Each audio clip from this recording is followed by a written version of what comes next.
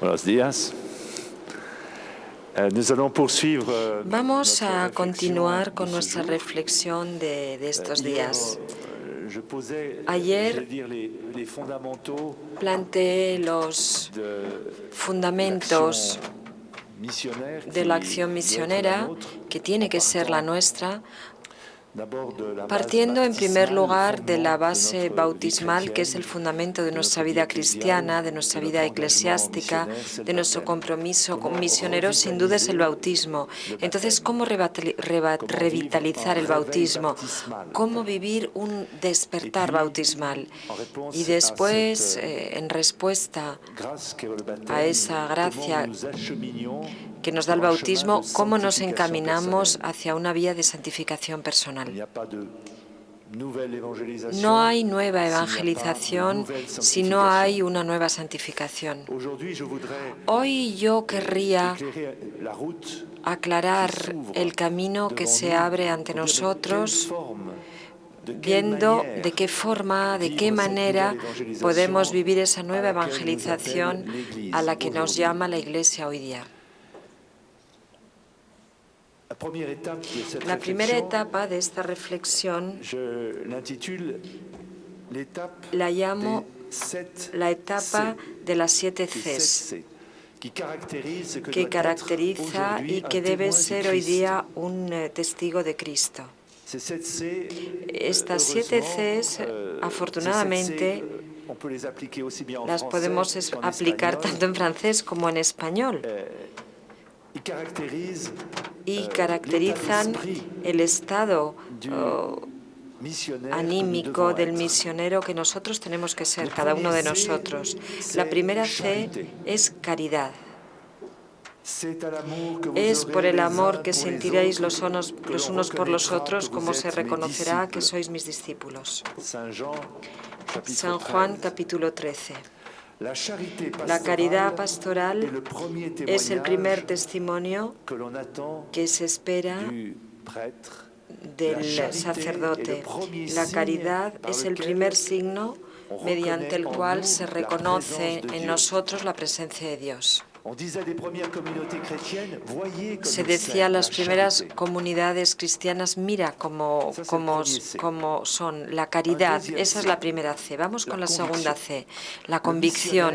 El misionero es un hombre que tiene una convicción. C'est un homme de foi Es un hombre de fe, qui a une relation que tiene personnelle una avec le relación Christ, personal qui aime con el l'Église. Cristo y que ama a la Iglesia. C'était Jean-Paul II, dans Fue Redemptoris Juan Missio, au Pablo numéro II 11, qui disait quien decía, la misión es un problema de fe. Elle est précisément la mesure de Esta es notre precisamente foi la medida en de Christ, nuestra fe en en Cristo son amour pour nous. y en su amor por nosotros.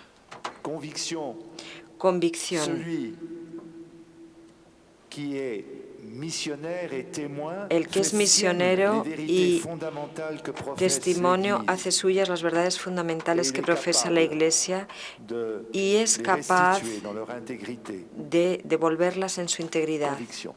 Convicción. Conviction. C'est la Tener una conviction, convicción c'est-à-dire pour nous es la l'acte de convicción. foi Para qui nous fait nosotros que el acto de fe on se tourne es lo vers que les hace autres. que nos volvamos Parce que hacia en los nous, otros, porque l'Esprit en Saint nosotros el nous Espíritu conduit Santo à nos dépasser conduce notre a propre superar univers nuestro propio universo et à vouloir communiquer y a aux querer autres comunicar ce a qui nous los fait vivre. otros lo que nos hace On ne vivir. peut pas s'empêcher No de podemos dire aux autres evitar ce qui est el decir a l'essentiel, los ce otros qui lo fait que es l'essentiel de esencial, notre existence. lo que conforma lo esencial de La nuestra troisième existencia. caractéristique, La le tercera troisième C du característica, es decir, la missionnaire, tercera c'est C la del misionero, cohérence. es la coherencia. La vie du La vida missionnaire, del misionero c'est un témoignage es un d'appartenance testimonio de au Christ, pertenencia al d'appartenance au Christ et à Cristo l'Église. y a la Iglesia. Il en va de sa Ahí se crédibilité, juega su credibilidad, sa discipline su de vie, disciplina de vida, son su equilibrio affectif, afectivo el conocimiento que tiene de sí mismo, sus virtudes morales, su justa estima de sí mismo, le confieren una fuerza interior y una autoridad natural para afirmarse sin agresividad y sin concesión. Ser un hombre coherente, de tal manera que las convicciones interiores que uno tiene se traduzcan en nuestra forma de ser, de actuar, de comportarnos hacia el exterior. Si no, no seremos creíbles. La cuarta C, la cuarta dimensión, es el conocimiento y le podemos añadir la competencia. Ser testigo es ser capaz de dar cuenta de la esperanza que aporta el Evangelio, por retomar la expresión del apóstol Pedro. Es haber adquirido no solo una fe personal, sino también una inteligencia de la fe. Las competencias personales dan crédito para abordar a las personas que encontramos. Hay que saber hablarles, saber comunicarles, transmitir no simplemente una buena voluntad, sino también un contenido, justificar las decisiones personales.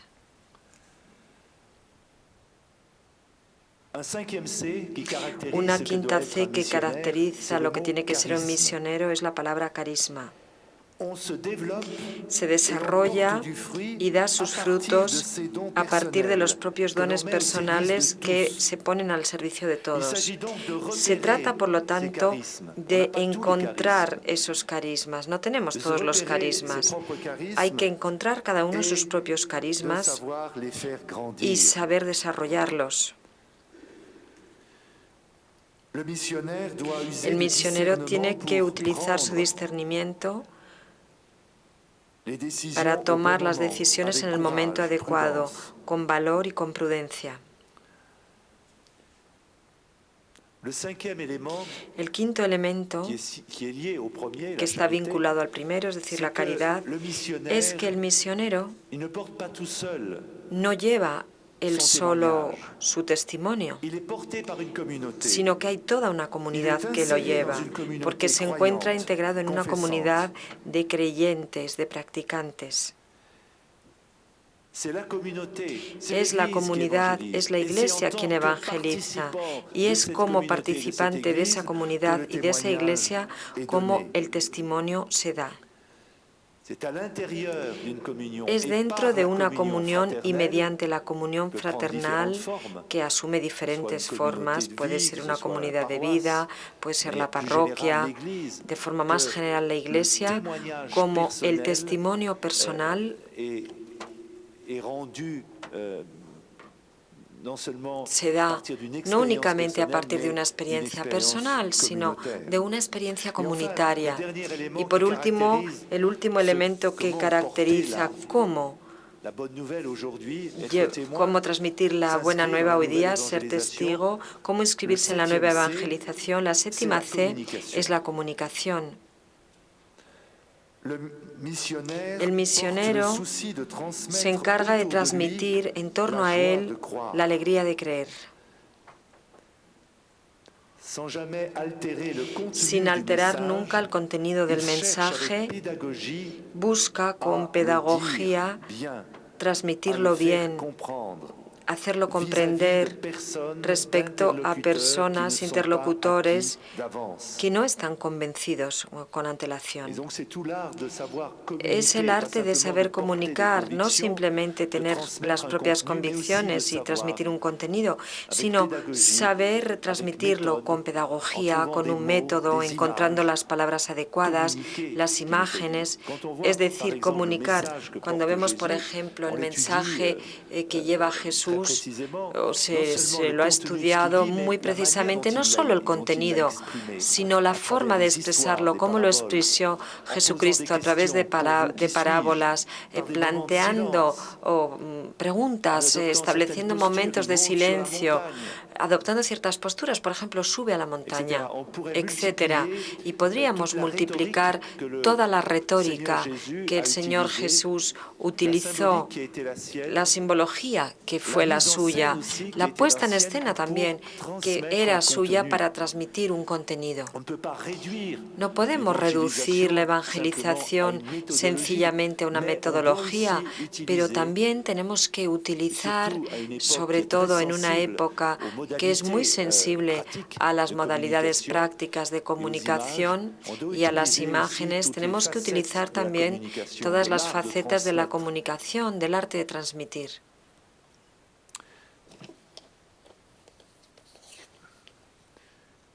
Tels sont, dirais, les 7 C que l'on peut uniendo estas Cs y utilizando estas Cs es que podemos considerar como las cualidades, todo esto es lo que podemos considerar las cualidades del misionero hoy día. Otro capítulo que yo quisiera añadir a este compromiso misionero, a la forma de llevarlo adelante, no es simplemente responder cuáles son las cualidades, sino también cuáles son los lugares donde esta evangelización tiene que producirse, cuáles son las puertas de entrada de la nueva evangelización. Y partiendo de los trabajos del sínodo, querría abrir ante vosotros algunas de las puertas, porque la palabra nueva evangelización se aplica a situaciones sumamente distintas. La primera puerta de la evangelización hoy día es la familia. Es el primer lugar donde se engendra la fe y donde se aprende el arte de vivir en cristiano gracias al testimonio de los padres. La familia es a la vez sujeto y objeto de la nueva evangelización. Es lo que decía Pablo VI en su exhortación apostólica Evangelii Nuntiandi número 14. En el seno de una familia consciente de su misión, todos los miembros evangelizan y son evangelizados. La familia es el primer lugar de transmisión de la fe y de su encarnación. El segundo lugar es la educación en el sentido amplio del término. Benedicto XVI, en un discurso en 2008 a los salesianos, decía que sin educación no hay evangelización duradera ni profunda, no hay ni crecimiento ni maduración, no hay cambio de mentalidad ni de cultura. La educación constituye hoy un punto esencial para hacer frente al desafío antropológico de nuestro tiempo. Benedicto XVI habla de urgencia educativa que comienza sin duda en el seno de la familia, pero que también concierne a otros lugares, escuela católica, movimientos de juventud, las capellanías, círculos juveniles de parroquias, internados, residencias de estudiantes. La tarea educativa es considerable porque muchos jóvenes son analfabetos en el plano religioso y esta incultura se acompaña también de una pérdida de puntos de referencia antropológicos. La pedagogía pastoral no debe renunciar nunca a proclamar la gramática de la vida que enuncia el Evangelio. Yo pienso en particular a las escuelas católicas que tienen que conjugar 3 palabras. Estas palabras son evangelizar, enseñar y educar en el seno de un mismo acto educativo. Este proyecto misionero tiene que ser llevado por un núcleo duro de cristianos que imprima una orientación cristiana a la escuela para llevar adelante el proyecto educativo. Entonces, segunda parte, la educación católica. El tercer lugar fundamental es la parroquia. Hay que tener en cuenta que las parroquias al principio nacieron de un proceso de crecimiento de la Iglesia. Desde el siglo IV, la expansión de la Iglesia ha conllevado una demultiplicación y una transferencia de sustancia de una comunidad madre, allí donde residía el obispo, hacia las comunidades locales, estructuradas en torno a tres polaridades, es decir, una zona territorial, un pastor propio que dependía del obispo y una comunidad sacramentalmente constituida.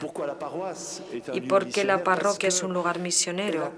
Pues porque acompaña a la persona desde su nacimiento, a través del bautismo, hasta que se le entierra. Es la parroquia el lugar de celebración de todos los sacramentos de la vida cristiana. Es la parroquia la que forma mediante la catequesis a los jóvenes y a los adultos.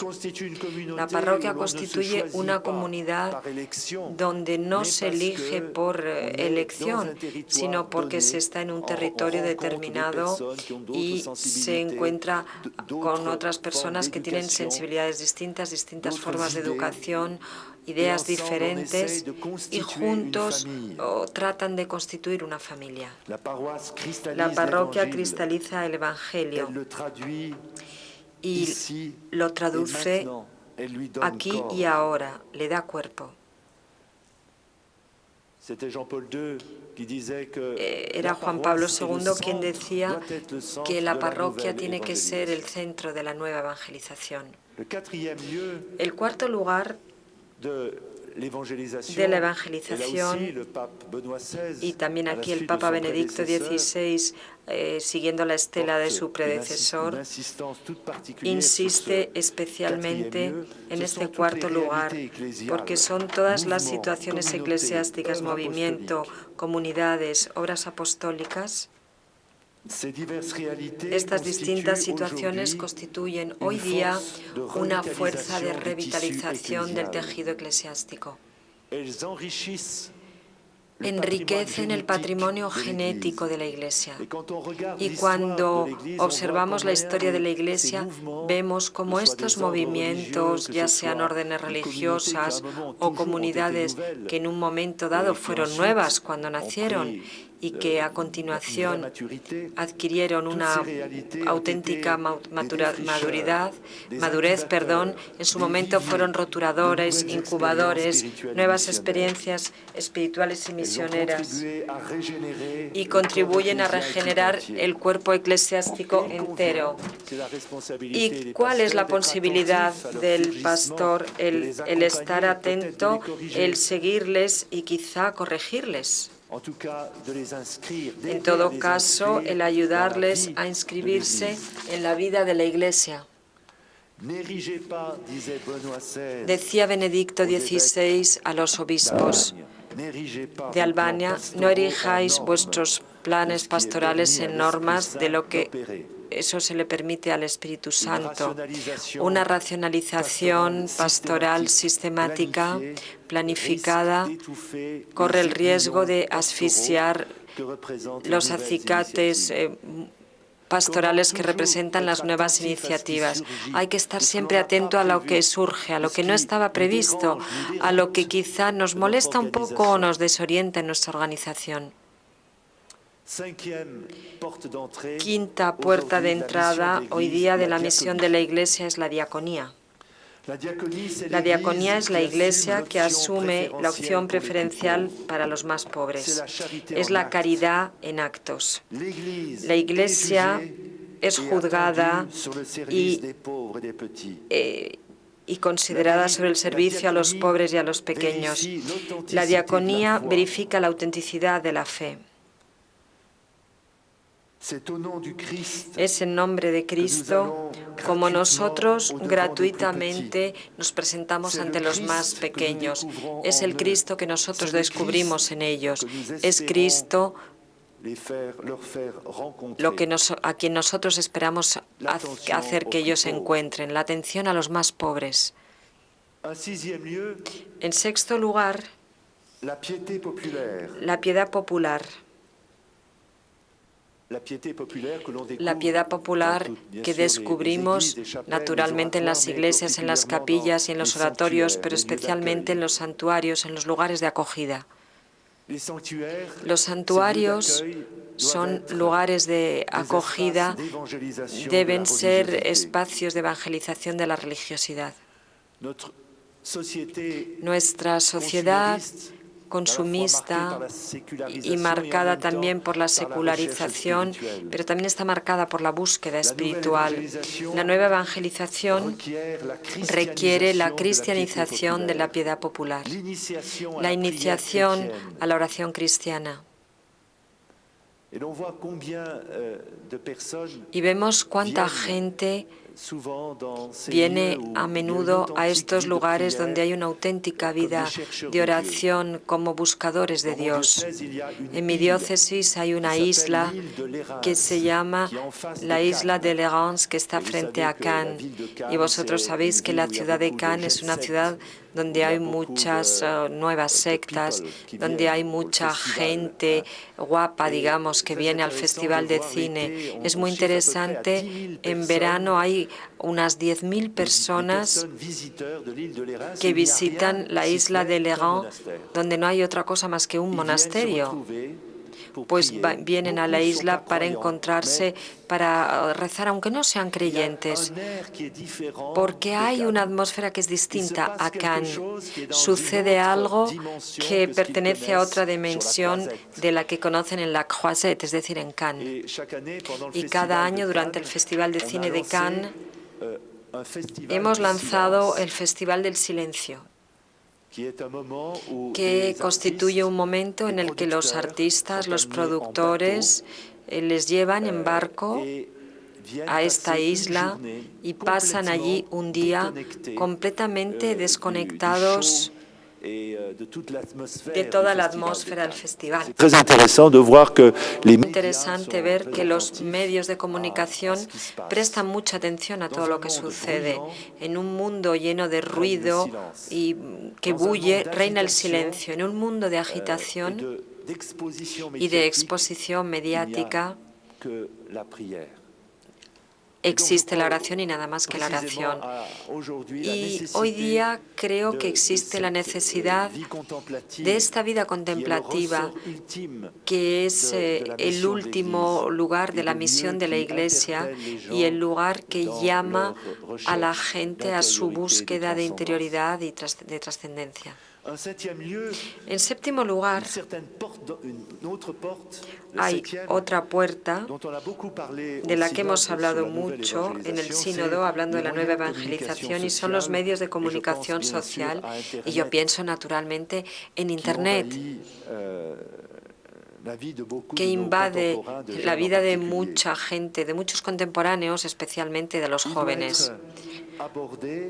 Esto tiene que abordarse no únicamente como un lugar para la Iglesia, como un medio para la Iglesia de comunicación interna o externa, sino que tiene que verse como un lugar propio de evangelización para alcanzar nuevas explanadas de la Iglesia, porque se trata de un espacio de sociabilidad, y decimos en francés, yo no sé si en español es lo mismo, y de extimidad. No, a diferencia de la intimidad, en las redes sociales se proyecta hacia el exterior todo lo que sucede dentro, por eso se diría extimidad. Es decir, que compartimos nuestra intimidad, exponemos nuestra intimidad. Internet nos hace pasar de la era de la información a la de la conversación globalizada, colectiva, donde cada internauta se convierte en un medio de comunicación en persona. Entonces, la Iglesia, que es el mayor medio social del mundo, tiene un papel fundamental que desempeñar, porque está inmediatamente conectada con lo universal, igual que Internet, y aunque la Iglesia tenga un papel muy importante que desempeñar para permitir a cualquier hombre el acceder al mensaje de la salvación, no hay que olvidar que Benedicto XVI utiliza Twitter actualmente. Así se les pide a las nuevas generaciones de cristianos, de jóvenes, que tengan la audacia de frecuentar estos nuevos aerópagos, pero también teniendo mucho cuidado y prestando mucha atención a no caer en la adicción, porque se pueden pasar horas exponiéndose, exponer los propios estados de ánimos en las redes sociales. Porque el Evangelio no se desvela en el espectáculo. El impacto del Evangelio no se mide por el número de audiencia. Otro punto que hoy día es importante en nuestra puerta de entrada de la nueva evangelización es el arte y la cultura. La fe necesita una cultura para ser comunicada, en ausencia de lo cual se apaga. Pero esta aculturación de la fe no es una canonización de la cultura. Lleva la cultura al Evangelio para darle una nueva orientación, para convertirla en un vehículo hacia Dios y al servicio de todos. Hay que desarrollar hoy día una pastoral de la inteligencia para subrayar la necesidad que tiene la fe de la cultura y de la razón, para no reducir su contenido al sentimentalismo, a la nostalgia del cristianismo, y subrayar cómo la inteligencia va a permitir purificarse y rectificarse cuando está al servicio de la verdad. Último lugar, el número 9, la puerta de entrada, los espacios de vida social. La evangelización se vive también todos los días en el mundo de trabajo, en el ocio, en el deporte, en los compromisos ciudadanos y asociativos. La evangelización depende de la encarnación de la fe, que tiene como objetivo la transformación evangélica de nuestro mundo. La Iglesia es rica de una doctrina social y es experta en humanidad, y por lo tanto tiene que participar en la humanización de nuestro mundo y en la promoción de lo que Benedicto XVI llama una ecología de la persona humana. No podemos evangelizar fuera de nuestro mundo. Tenemos que escribir el Evangelio dentro de nuestra sociedad, participando en los debates públicos, tomando los medios de vida con nuestra especificidad humana, con la especificidad cristiana, ofreciéndosela a todo el mundo, incluso a quien la rechaza. El Evangelio no es una contracultura ni una cultura de sustitución, sino que el Evangelio se sitúa en nuestra cultura para impregnarla desde dentro, para purificarla de las patologías que la afligen, para volverla hacia las realidades. Ese es el trabajo de socialización del Evangelio, de inscripción de la fe en el mundo actual a través de las realidades humanas que son las nuestras. Y la Iglesia tiene un patrimonio y una experiencia en este ámbito que es verdaderamente considerable. Yo he hablado de la capacidad del misionero, he hablado de las puertas de entrada de la misión, de las características del misionero. Querría abrir un tercer capítulo en el compromiso misionero que ha de ser el nuestro. En primer lugar, ¿cuáles deben ser las prioridades o más exactamente las modalidades las modalidades de vida para que este compromiso misionero pueda llevarse al seno de nuestro mundo? El sínodo en distintas ocasiones ha hablado de una conversión pastoral que hay que llevar a cabo. Y cito los lineamenta.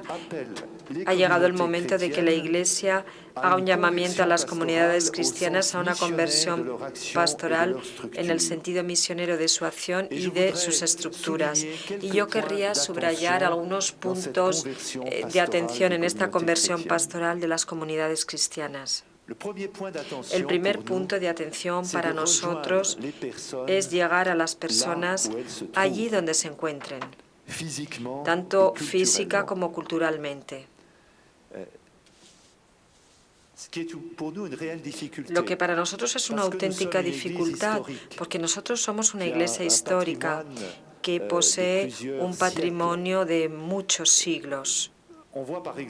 Por ejemplo, vemos nuevas zonas de implantación demográfica,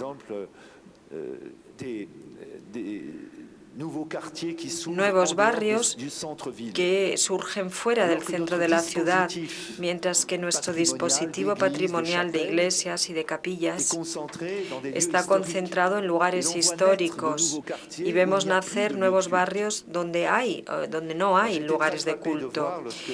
Me impactó mucho el ver cuando fui a iglesias más recientes en Estados Unidos que en cuanto que surge un nuevo barrio, inmediatamente dentro del urbanismo se prevé también el que se pueda instalar allí una capilla. Entonces nosotros somos prisioneros de una historia que es sumamente rica, pero que no siempre nos dota de esa capacidad de vivir esos desplazamientos a medida que evolucionan las sociedades, por lo menos en los países occidentales. Era un paréntesis. Pero la necesidad para nosotros en la evangelización de alcanzar a las personas allí donde se encuentren, y yo decía físicamente, pero también culturalmente, partiendo de sus preocupaciones, siguiendo el ejemplo de Jesús, que se adapta siempre a su auditorio. En el Evangelio vemos cómo Jesús habla de los problemas de la gente, de las preguntas que le hace la gente, de las dificultades con las que se encuentra la gente. Y esas dificultades son las que determinan su planteamiento. Me hago siervo de todos para ganarlos a todos, dice el apóstol Pablo en su carta a los Corintios. Segunda actitud en la evangelización, que ha de ser la nuestra, me parece importante el tener en cuenta los reproches o las reticencias de nuestros contemporáneos respecto a la Iglesia. No podemos sencillamente lanzar nuestro mensaje sin tener en cuenta los reproches y las reticencias de la gente. Hay que aprender a analizarlos y hay un cierto número de reproches que se nos hace que son ilegítimos, quizá porque corresponden a ideologías, pero también hay otros reproches que tienen una cierta legitimidad. Falta de acogida, por ejemplo. Lenguaje un poco complicado, desconectado de la vida. Hay sospechas respecto a la Iglesia. Existe el miedo a ser captado. Hay un déficit de comunicación. Tener en cuenta en nuestra forma de evangelizar estos reproches y estas reticencias.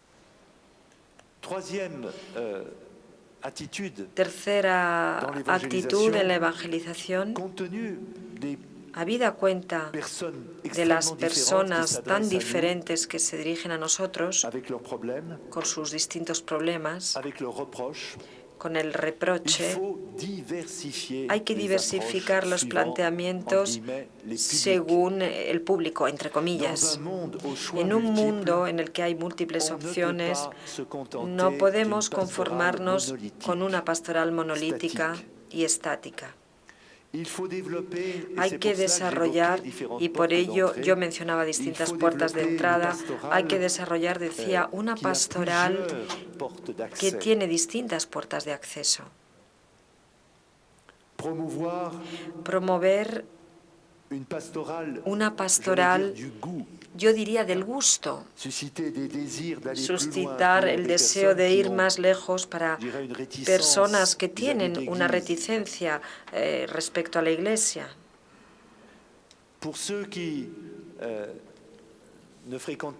Para aquellos que no asisten regularmente a la Iglesia, que tienen una relación muy puntual con la Iglesia, quizá que acuden solo por acontecimientos puntuales, pues esos acontecimientos puntuales son preferibles a itinerarios demasiado largos y demasiado profundos.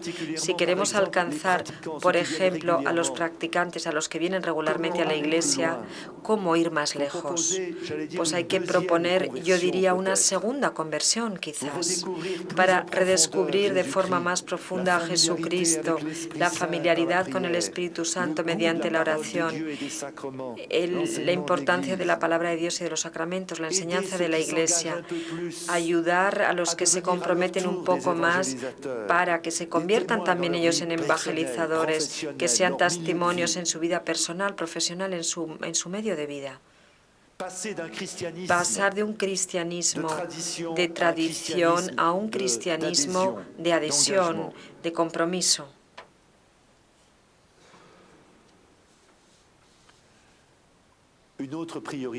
Otra prioridad en este itinerario, en este recorrido que os propongo para las distintas comunidades cristianas es posicionar el anuncio de la fe en la punta de la pastoral ordinaria. Ya hablaré de esta dimensión querigmática. La parroquia tiene que convertirse en misionera en el sentido en que la misión no es únicamente una actividad excepcional, episódica, sino que se sitúa en el corazón de la pastoral ordinaria. La comunidad tiene que salir del repliegue a la sombra del campanario. Fue Juan Pablo II el que tenía esta bonita expresión y decía, la parroquia tiene que buscarse fuera de sí misma. No puede limitarse a lo que yo llamo la pastoral de la ventanilla, sino que tiene que ir por delante del mundo. Las puertas de la iglesia parroquial tienen que abrirse cada vez más a todas las diversidades y experiencias humanas para inscribirlas en la universalidad de la iglesia. Otra prioridad de la que voy a hablar ahora es abrir la misión de la parroquia y las comunidades cristianas en dirección de la diaconía. El servicio a los pobres. Hay muchos pobres en este momento de crisis, hay otras formas de pobreza. La pobreza dada también por el número enorme de separaciones, de divorcios, la pobreza afectiva, la soledad de muchos. Todas estas distintas formas de pobreza son lugares de encuentro con el Evangelio.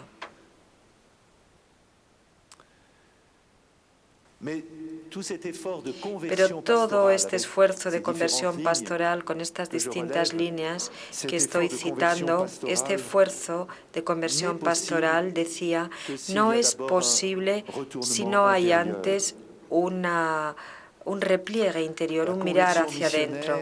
La conversión misionera tiene que ver con la toma de conciencia de la actualidad, de la urgencia de poner en marcha un nuevo dispositivo de evangelización para pasar, diría, de la lógica de un público cautivo a un público de anuncio. Este cambio, esta conversión espiritual, esta conversión pastoral interviene a menudo en contacto con otros modelos pastorales, mediante la acogida de nuevas formas de actuar, de nuevas situaciones eclesiásticas, cuyos frutos misioneros son invitaciones a nosotros mismos a vivir una conversión pastoral. Una iniciativa lateral como punto de partida puede convertirse en el motor del cambio.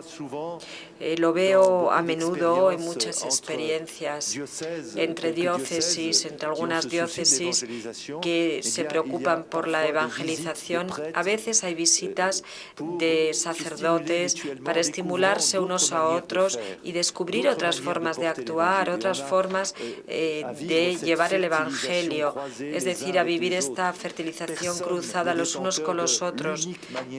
No hay una única manera de actuar, sino que hay mucha posibilidad de enriquecerse cuando tomamos conciencia de la urgencia de la misión. Podemos encontrar mucho en este intercambio.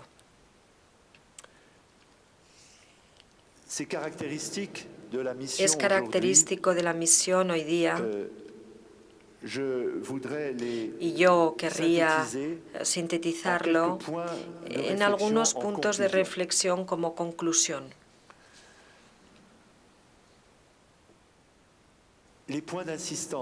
Los puntos de insistencia que acabo de mencionar sacan a la luz algunos aspectos específicos de la nueva evangelización sobre los que todos tenemos que trabajar. Y yo en una ocasión estaba muy atento a alguien que me decía, cuando entré en una iglesia, la forma como se me acogió, incluso antes de oír la misa y participar a los oficios, la forma en la que yo fui acogido, para mí fue tan bella que me provocó el deseo de volver. Por lo tanto, la importancia de la acogida.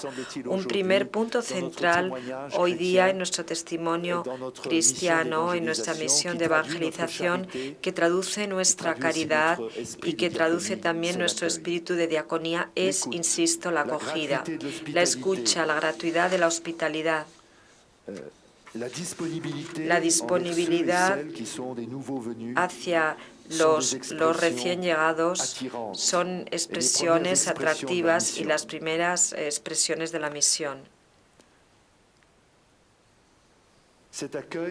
Esta acogida puede asumir diferentes formas, pero sin duda es el primer signo de la caridad de Cristo.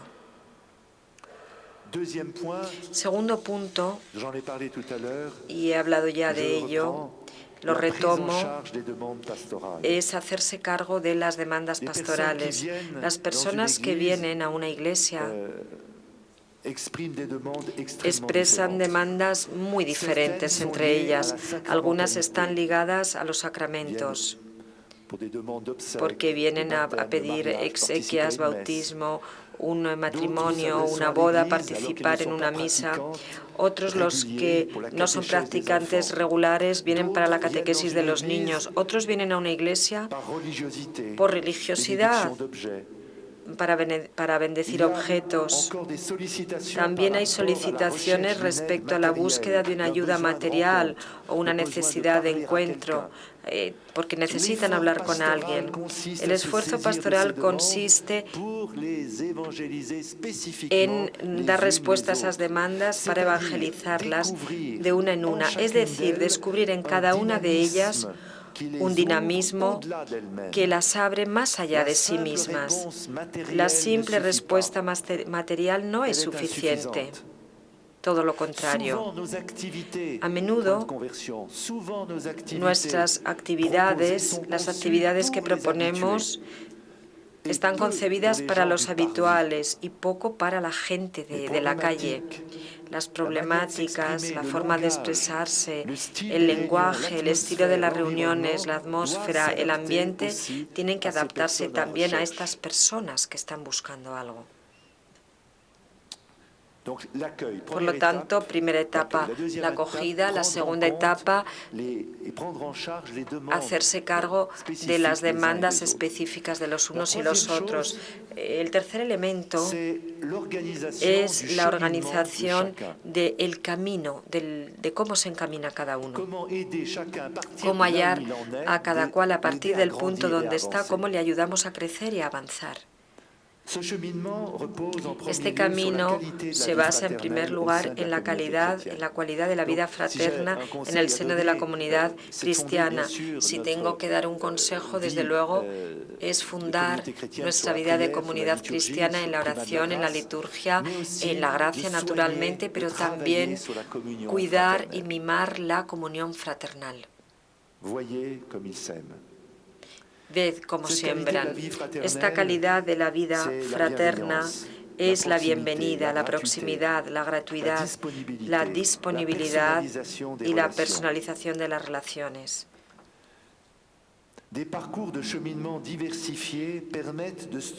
Caminos y recorridos distintos permiten estructurar la conversión de cada cual, la eclosión que cada cual tiene que vivir. Entonces hay un cierto número de métodos y que se desarrollan y que son bastante interesantes.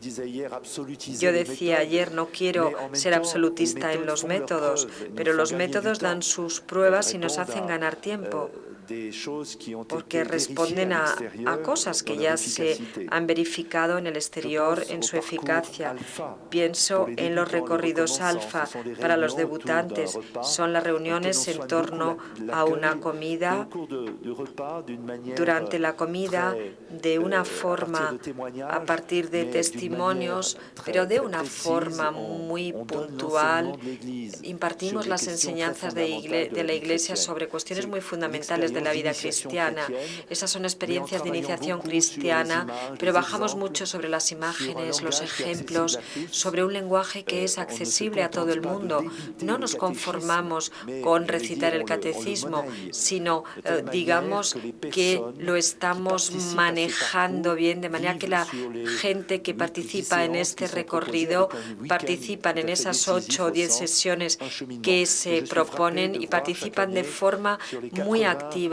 Y estoy impresionado ver en el 80 bautismo de bautismos que hicimos en nuestra diócesis, una gran parte vienen de estos cursos alfa y son actividades que hacemos en Europa Occidental. Otro método son las células de evangelización o casas del Evangelio para una profundización de forma fraternal, reunidos en pequeñas células de cristianos que están abiertas a gente que no entraría fácilmente en una iglesia, y a lo largo de estas reuniones, que tienen un carácter semanal generalmente, hay unas enseñanzas que imparte el cura, hay un intercambio, un tiempo de oración. Y estas pequeñas células parroquiales de evangelización que Don Pío inició en Italia han empezado a reproducirse, y yo creo que una parroquia de nuestra diócesis tiene varias decenas de células de evangelización que acogen a los nuevos, y con ellos llevan a cabo un trabajo de evangelización muy importante. Pero puede haber también otras formas, círculos bíblicos o propuestas vinculadas a la pertenencia a comunidades y movimientos de pequeña fraternidad.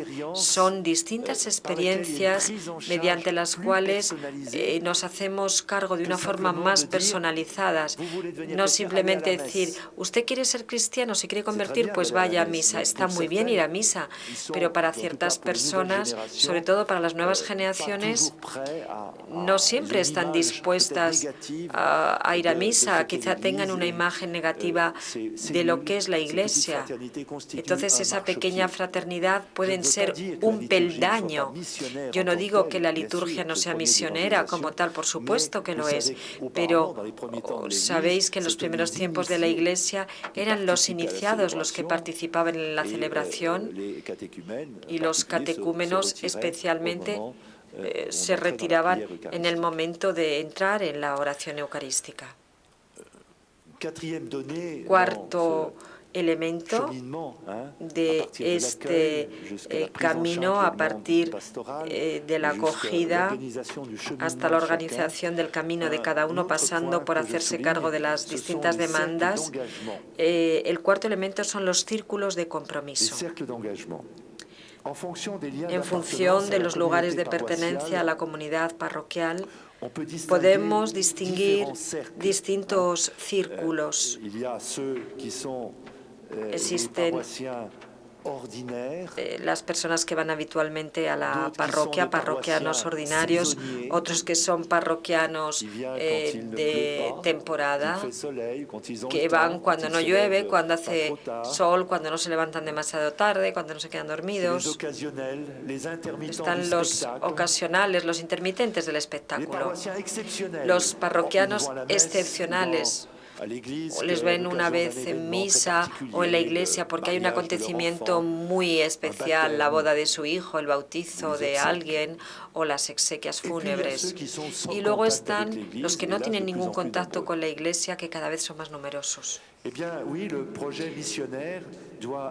Pues bien, el proyecto misionero tiene que integrar una pastoral específica para cada círculo, tratando de promover un proceso de integración del círculo, ese círculo más exterior, esa persona que no viene casi nunca a la iglesia, hacia el círculo más central, lo que yo llamo el núcleo central.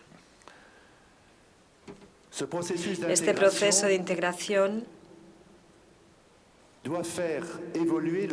tiene que hacer que el cristiano evolucione desde la parte más conservadora o consumidora a la parte actora, que él mismo se hace cargo de la vitalidad de la comunidad, que considera a la Iglesia como su casa, que se convierte en evangelizador. Esta incorporación, esta ligazón a la Iglesia es el fruto de un camino hacia Cristo, de esa vinculación con Cristo, pero también de una transformación de la comunidad para permitir a cada cual encontrar su propio lugar, de vivir el compromiso. Es el papel de un pastor, el ayudar a cada cual a que viva su propio camino y, en función de lo que es cada cual, ayudarle a desplegar su carisma. Es indispensable para el crecimiento espiritual de los miembros y comunitaria, por ejemplo, de la parroquia, este proceso de integración, esta estructura en torno de algunos elementos que retoman algunas cosas que yo ya he expresado.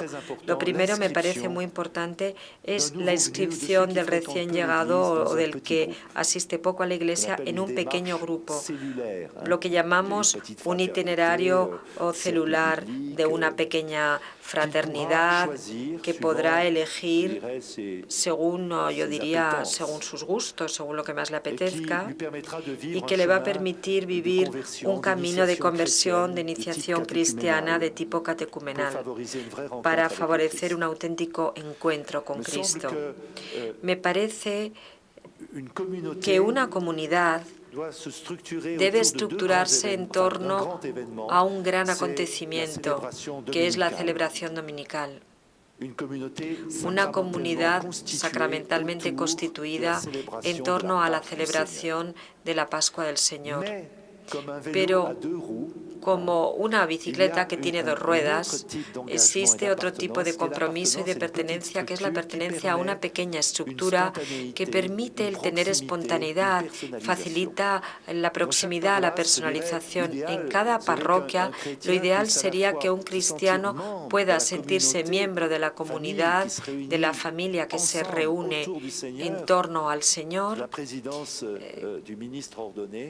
con la presidencia de un ministro ordenado, pero encontrarse también en un momento fuera de la gran celebración, en un momento de compartir, de celebración, de oración en un pequeño grupo. Considero muy importante también desarrollar un acompañamiento personalizado todo a lo largo del camino de esa persona. En algunas parroquias se dice que cada cual tiene que tener su ángel de la guardia. No todo el mundo tendrá un director espiritual, porque un cura no puede acompañar personalmente a una comunidad de 100, 200 o 300 personas. Entre la dirección espiritual y una ayuda que puede aportar a alguien que tenga sentido común y experiencia espiritual, hay que distinguir, porque son dos cosas distintas. distintas. Pero alguien tiene que poder encontrar una ayuda para aprender lo que es la oración, lo que es la escritura, para recibir una enseñanza sobre lo que sucede en la misa, cosas muy básicas, muy fundamentales, una primera catequesis, un acompañamiento personalizado. Muy importante también en este camino es una formación continua. La integración en la Iglesia necesita no únicamente rezar juntos, sino profundizar el pensamiento de la Iglesia. La conversión del corazón pasa por la conversión de la inteligencia para vivir con razón y con inteligencia nuestra fe. En este camino, en esta progresión en nuestra unión con Cristo y con la Iglesia para convertirnos en piedras vivas, la participación en actividades del servicio para vivir la fiebre con los demás, conocer la Iglesia desde el interior, vivir una interdependencia es fundamental, porque cuando hacemos algo juntos, cuando estamos juntos, es totalmente distinto de cuando somos puramente pasivos como consumidores. La elección del servicio tiene en cuenta la capacidad, el talento y el temperamento de cada cual. En el caso de la comunidad del camino, tenemos que tener en cuenta también la necesidad de vivir momentos en los que se profese la fe. Es la celebración dominical cuando se recita el credo, pero el itinerario cristiano creo que cada vez más está marcado o jalonado por etapas en las que esta profesión de fe tiene que volver a ser expresada, volver a ser dicha.